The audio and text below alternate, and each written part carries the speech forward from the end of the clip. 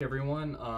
In this demo, we are going to be looking at transactions. So we're going to look at a unsigned transaction, a signed transaction, and we're going to see just a very, very high level version of the transaction. There will be a deeper taking a look at in the transactions later on in the proof of work.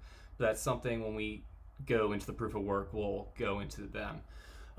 So we're going to take a look at the source code as usual, or our main Python code, because we're using one application to run all this, and we're editing code as we go along. So as we come back up here, it's everything's the same. So we just uncommented, or we commented out part 1. Now we uncommented part 2.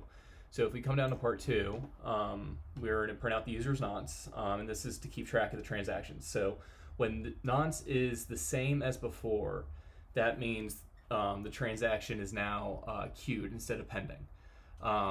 In some environments, if you don't have the, depending on how you set it up, the nonce sometimes does not increase, and this depends on which parameters you're running with your Genesis, and that goes into Byzantium and Paris and Constantinople, all those types of EIPs that very, very, very in the detail stuff, but don't worry about that right now. So we're just going to take a very high level approach. So we have our nonce. This will always increase in our situation, so all of our transactions will always be pending. So we create the nonce, we get the VM state, we get the nonce for the sender. Since no transactions, it will be 0, or it should be 0. Then we come down here, we create a transaction, we have the nonce of the sender, we have the gas price is 0. We can increase this to make computation harder. We're going to send let's see, 100,000 the value of this. So when the gas gets there, it will get returned to the sender.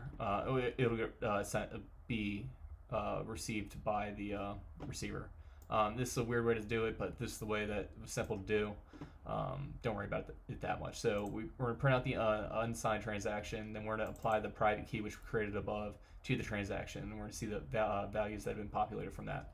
And we're going to see that this is the signed transaction, and we're going to print out that transaction. So we're going to go back up here, and as always, we're going to run the file. We're going to see that, welcome to the EVM logger, and it went off screen. So let's get this in here so we can see everything. Resize it. Okay, cool. So we have our always the logger, we have our part 2, nonce is 0 because no transactions. So with ours, we're using Byzantium transactions, and this all depends on your setup with the EIPs and everything like that. So that's just something to look into. For this demo purposes, we're just using Byzantium because it works. We have the nonce, the sender right here with the gas price, and this was designed into the that was put into the unsigned transaction.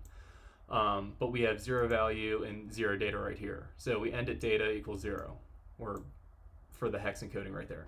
But then when we sign it, we have the signed transaction Byzantium. We still have the nonce all the way to the data B right here. But it gets added, what essentially gets validated is the sender sending the amount that it's sending. The V is the last 12 bytes, I believe, of the result, the remainder of R and S. R and S the first 14, the S I believe is the next 14, and this is just the leftover bit. All 3 of these get validated in proof of work, but we're going to take a look at those in the proof of work algorithm. That's just how the system works.